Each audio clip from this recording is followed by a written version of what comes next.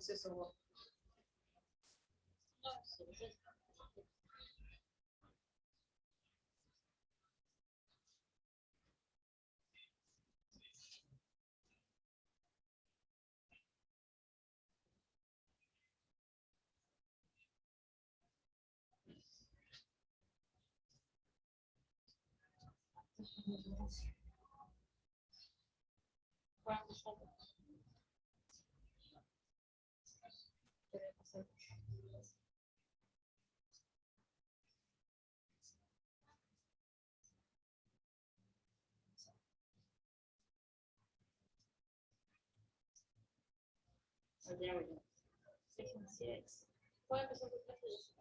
Bueno. ¿Comienzo? Sí, ¿eso no le querés agrandar? Ahí. Yo le voy pasando.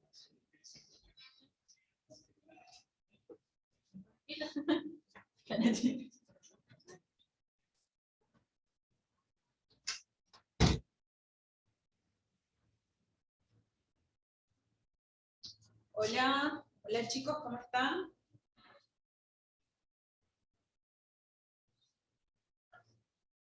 Hola, profe.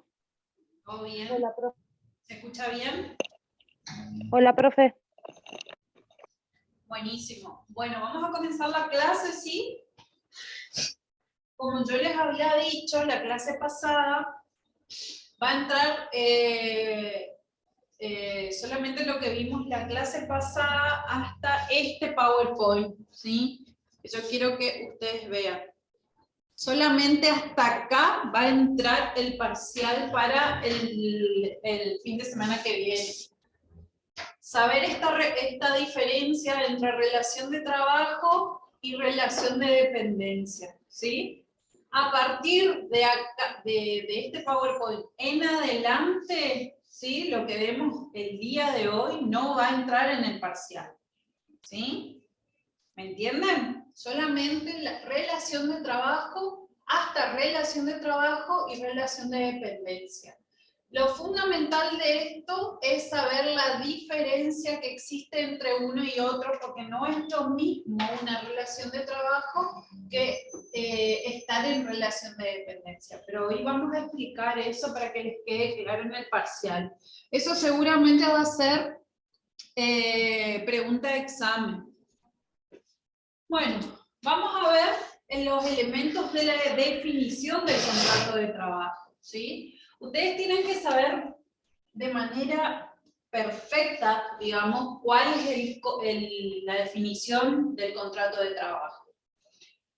Es un acuerdo de voluntades para que las partes cumplan sus obligaciones.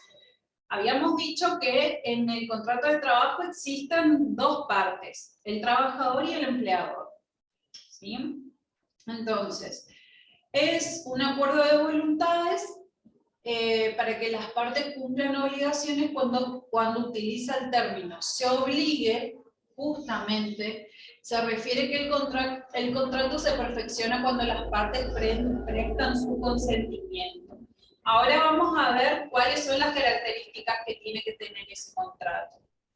Se trata de un servicio personal, es decir, el trabajador pone su fuerza de trabajo, hace referencia a una persona física, por eso nosotros habíamos visto en el primer trabajo práctico lo que era una persona física. El trabajador siempre va a ser una persona física, no va a ser una persona jurídica, ¿sí? El empleador puede ser una persona física y puede ser una persona jurídica, ¿sí? El trabajador únicamente va a ser una persona física. Y dice el segundo punto, descartando la posibilidad de que una persona de existencia ideal o jurídica preste ese servicio, ¿sí? Lo que acabamos de explicar. Tengan presente que el trabajador solamente puede ser una persona física.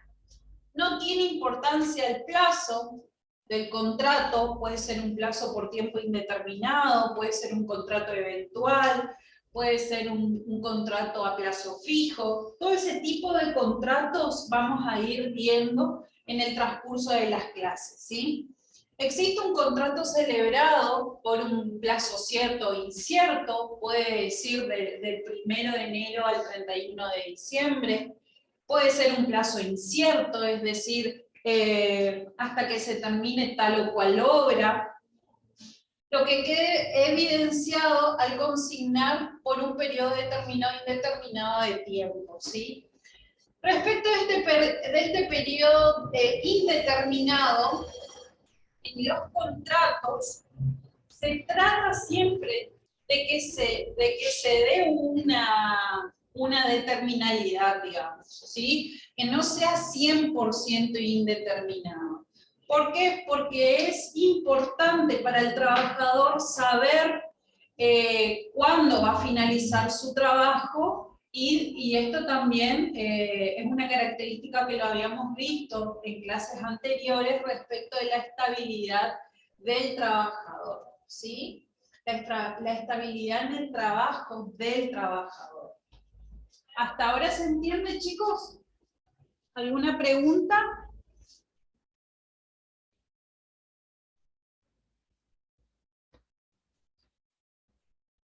El trabajador se obliga a poner a disposición del empleador su fuerza de trabajo que se plasma en realizar actos, ejecutar obra o prestar servicios.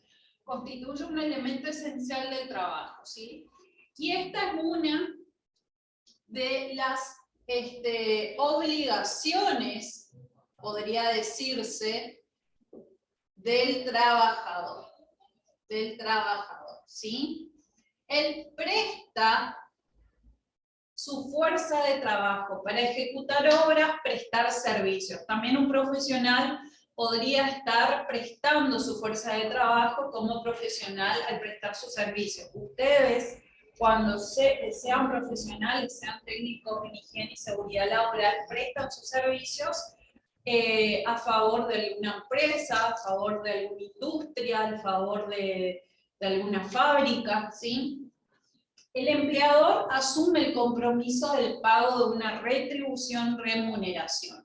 Este vendría a ser la obligación del empleador. La obligación del empleador, ¿sí? Por esta disposición de la fuerza de trabajo del trabajador, valga la redundancia, el empleador asume el compromiso de pagar, ¿sí? El trabajo se pone a disposición de otro y el empresario lo organiza, lo aprovecha y asume los riesgos del negocio. El trabajador nunca va a asumir los riesgos del negocio. Es decir, que si al empleador le va mal en la contratación, en la construcción, en la ejecución de obra, el trabajador nunca va a asumir los riesgos en conjunto con el empleador. El único que asume los riesgos del negocio es el empleador. Por lo que hablábamos las clases pasadas, ¿sí? Porque es quien se encuentra en mejor posición económica y tiene mayores recursos. Esta es la diferencia que a mí me interesa que ustedes sepan, ¿sí? Y que se va a tomar en el examen. La diferencia. Y como bien dice acá en negrita, no es lo mismo la relación de trabajo que la relación de dependencia. ¿Por qué? Porque la relación de trabajo es cuando una persona realiza actos, ejecuta obra o presta servicios en favor de otra persona, ¿sí? Esa es una de las características que tiene. Va a ser ejecutar obras o prestar servicios en favor de otra persona, ¿sí? Bajo la dependencia de esta, porque nosotros siempre estamos hablando del contrato de trabajo, por eso va a estar bajo la dependencia de otra, ¿sí? En forma voluntaria, ¿por qué? Porque el trabajador busca el trabajo, ¿sí? Nadie le está obligando a trabajar en tal o cual empresa, o nadie le está obligando que dependa de tal o cual empleador, mediante el pago de una remuneración. La diferencia que radica entre la relación de trabajo y la relación de dependencia es que la relación de dependencia es un trabajo dirigido, ¿sí? El trabajador está bajo la dependencia y dirección del empleador y el trabajador se va a someter a las decisiones, instrucciones respecto de lo que debe hacer. Es decir, el empleador le va a decir, vos estás bajo mi dependencia, yo te contraté para tal o cual cosa, ¿sí? Entonces, el trabajador va a ser dirigido a realizar actividades, ejecutar horas, prestar servicios, pues, realizar actos que son dirigidos por el empleador, ¿sí? Le va a dar instrucciones de cómo y qué hacer. Y bueno, y el empleador se compromete a pagarle una remuneración pactada y otorgarle condiciones de trabajo dignas, seguras e higiénicas higiénicas, ¿sí? Bueno, acá en este caso, por ejemplo, acá abajo dice fallo anestesiólogo. Como ejemplo, respecto de la relación de dependencia, hay un fallo de un médico contra el Hospital Italiano de Buenos Aires, en el cual el anestesiólogo fallece y los herederos, es decir, los hijos de este médico anestesiólogo, abren la sucesión de su padre y solicitan una indemnización por parte del Hospital Italiano donde él prestaba servicios como anestesiólogo. Pero ¿qué pasa? El Hospital Italiano dijo que nunca hubo una relación de dependencia respecto de este médico y el hospital, ¿sí? ¿Por qué? Porque decía el hospital, o fundamentaba el hospital, de que el médico cobraba sus honorarios a través de la facturación que le emitía el colegio de médicos, ¿sí? Es decir, que el hospital no le pagaba el sueldo al médico.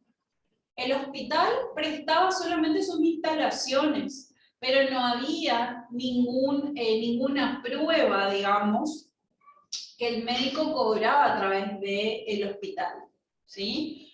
El médico lo único que hacía, utilizaba el consultorio, porque inclusive el médico compraba insumos descartables que los llevaba a él, ¿sí? Entonces, el médico facturaba a través del colegio médico y a través de la asociación de anestesiólogos, ¿sí? Él todos los meses se iba a cobrar a la asociación de anestesiólogos, quienes le brindaban la factura y le pagaban la remuneración. Por eso que el Hospital Italiano dijo, acá este médico nunca tuvo una relación de dependencia con el hospital, ¿sí? Eso es como a modo de ejemplo. Bueno, hasta acá entraría los temas para el parcial, ¿sí? Esto, las partes del contrato, ya no entra para el parcial la clase que viene. Nosotros habíamos visto y habíamos hablado en las clases pasadas las partes en el contrato de trabajo. Sabemos que hay dos partes, una, el trabajador, y dos, el empleador, ¿sí?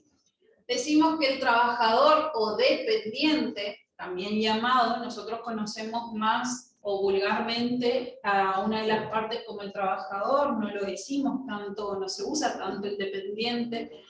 Se trata de una persona física, siempre va a ser una persona física, tengan presente eso.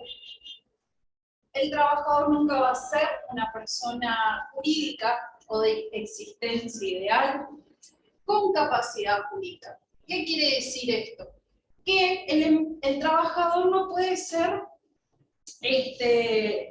un enfermo mental o alguien que tenga restringida la capacidad.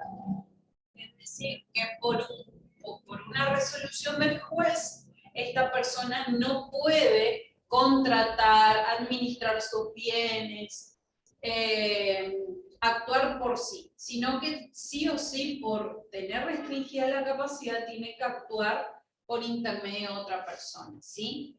Ese es el requisito que tiene que tener el trabajador. Primero, persona física. Segunda, capacidad jurídica. Esta capacidad jurídica se adquiere a los 18 años. ¿Sí? Una persona se considera plenamente capaz para contratar a los 18 años. ¿Por qué? Porque a los 18 años es mayor de edad. ¿Sí? Una persona menor de edad no puede realizar un contrato de trabajo. Este trabajador, entonces, decimos que se trata de una persona física con capacidad jurídica que se obliga a prestar servicios en relación de dependencia y en forma personal, a cambio del pago de una remuneración. ¿Sí?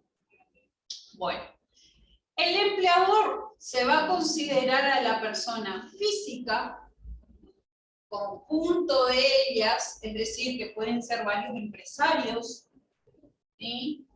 O puede ser jurídico, puede ser de existencia ideal. Por ejemplo, las SA, las SRL, los establecimientos comerciales, ¿sí? Todo eso son personas jurídicas. ¿Sí? No son personas físicas, son personas jurídicas. ¿Por qué? Porque tienen personería jurídica y tienen obligaciones. Tienen obligaciones, ¿sí? Entonces, pueden ser las personas físicas, dijimos, pueden ser el conjunto de ellas, varios empresarios que se asocian para tener un emprendimiento o una empresa en particular, o puede ser también una persona jurídica, ¿sí? Una SA, una SR, una SRL, un establecimiento. ¿Qué requieran los servicios del empleador? Solicita los servicios, la ejecución de obra, la puesta de la fuerza de trabajo del empleador para llevar adelante su negocio. ¿Sí? Acá vamos desmenuzando un poquito estos dos términos del trabajador y del empleador. Permiso, hola. Muy bien. ¿Terminaste tu parcial? Sí. Bueno. Acá estamos viendo las partes del contrato de trabajo que dijimos que eran el trabajador y el empleador, ¿sabes? Todo este PowerPoint subió Tamara al grupo de WhatsApp y también yo voy a subir al aula virtual. Ahora vamos a ver, propiamente dicho, dijimos que veníamos hablando de la relación de trabajo, la relación en el contrato de trabajo, vimos la definición de contrato de trabajo, quiénes son las partes en el contrato de trabajo, y ahora vamos a ver estos requisitos del contrato, ¿sí? Estos requisitos se van a relacionar con su validez, ¿sí? Y son cuatro requisitos, que si no están estos requisitos, estos cuatro requisitos, no se va a considerar válido el contrato de trabajo. ¿Sí? Si no está alguno de estos cuatro requisitos, el contrato no se va a considerar válido, ¿sí? Entonces, el primero de ellos es el consentimiento, ¿sí? Consiste en la exteriorización de la voluntad de las partes, del trabajador y del empleador, contratantes de realizar un contrato con determinado objeto.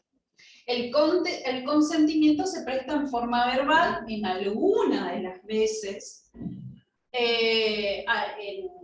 en lo atinente a las condiciones de trabajo, horario, duración de la jornada y remuneración, pudiendo las partes pactar diversas condiciones, en tanto no vaya en contra del orden público laboral. ¿Cómo se perfecciona esta exteriorización de la voluntad? Mediante el consentimiento. ¿Cómo se presta el consentimiento? Firmando el contrato. ¿Sí?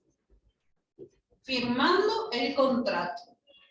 Es decir, cada vez que yo firmo mi contrato, porque me renuevan el contrato, o porque me voy a pedir trabajo, el empleador considera que mis servicios reúno todas las características, todos los requisitos para ocupar ese puesto, me da el contrato, lo leo, hacemos las devoluciones, la negociación, ¿sí?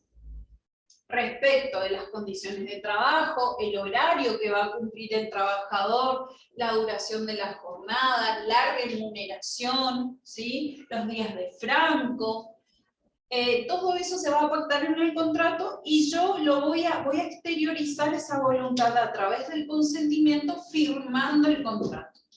En pocas palabras, la voluntad de parte. Exactamente. Sí. Entonces, en ese consentimiento se deben manifestar propuestas hechas por una de las partes, dirigidas a la otra, y deben ser aceptadas por ella. Ahí está la negociación entre el trabajador y el empleador, ¿sí?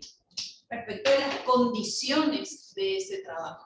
Cómo se va a desarrollar, en qué horario, cuál va a ser la remuneración.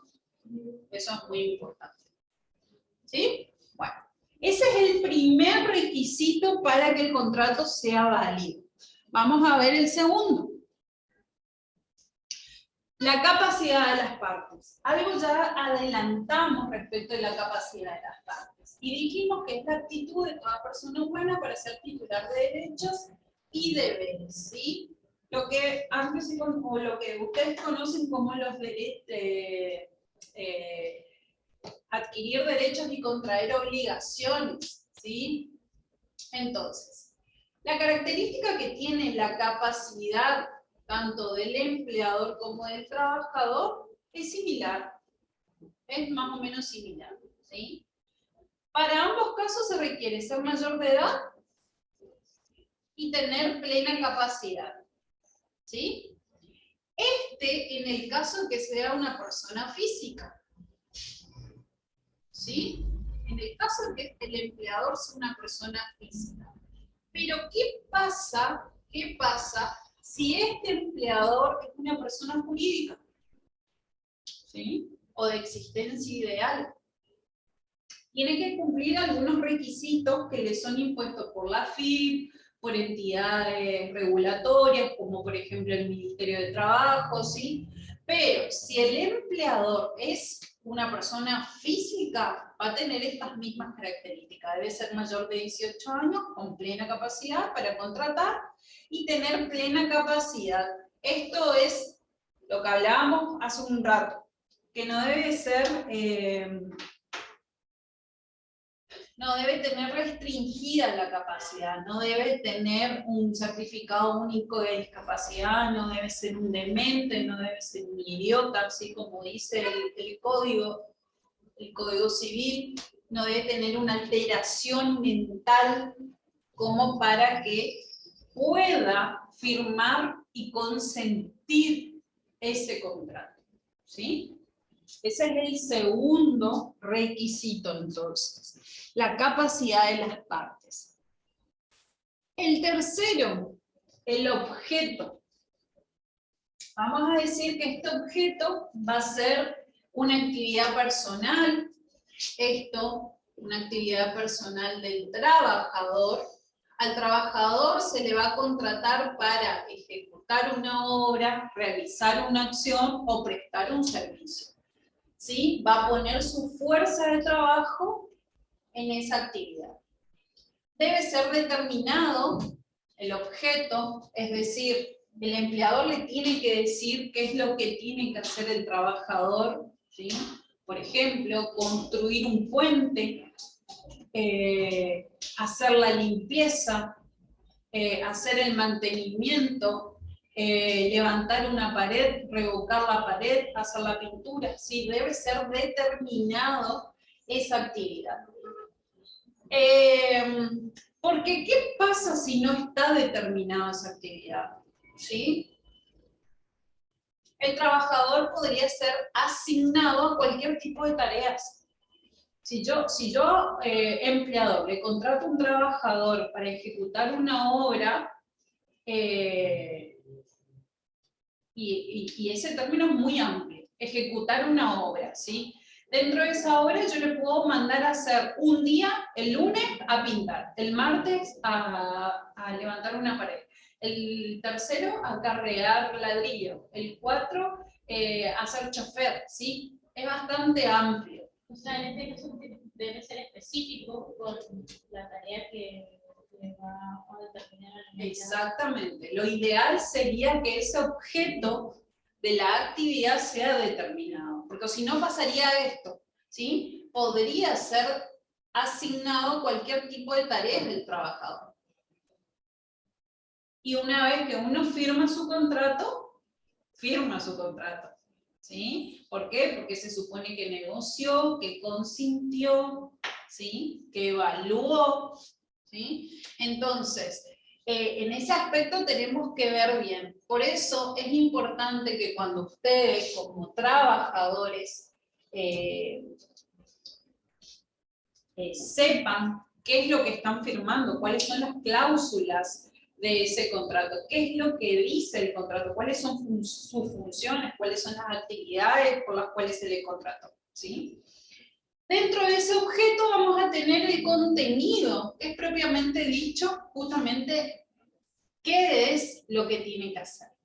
Sobre cuáles puntos hubo acuerdo para constituir la prestación.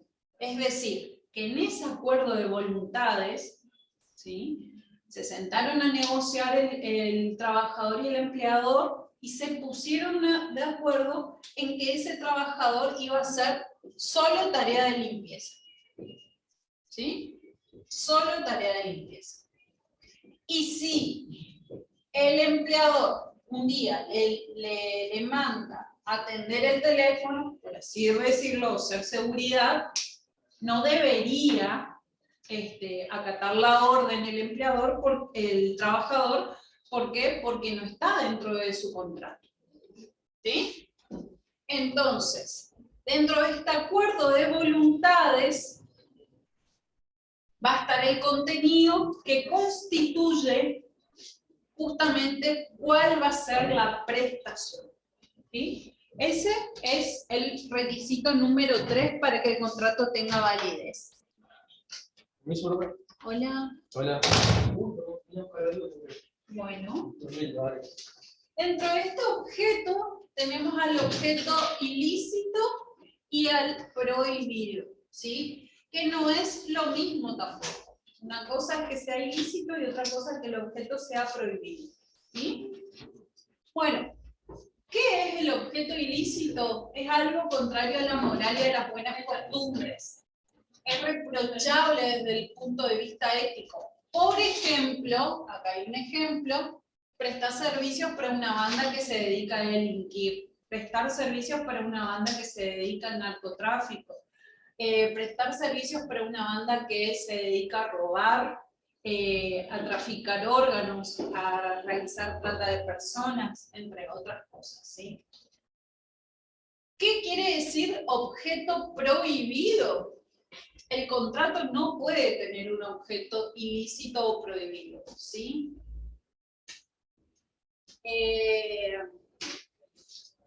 Por ejemplo, cuando las leyes tienen vedado, es decir, que tienen prohibido, lo consideran nulos, determinadas tareas. Por ejemplo, ¿sí? Por ejemplo, en el objeto prohibido no se puede emplear a menores de 16 años. ¿Sí? ¿Por qué no se puede emplear menores de 16 años? Porque no tienen capacidad. Lo que habíamos visto o dicho hace unos momentos. ¿Sí? Menores de 16 años no pueden contratar. No sé, me falta un poquito. ¿Cerramos? ¿Qué creen que podríamos hacer otra cosa? Porque me parece que el profesor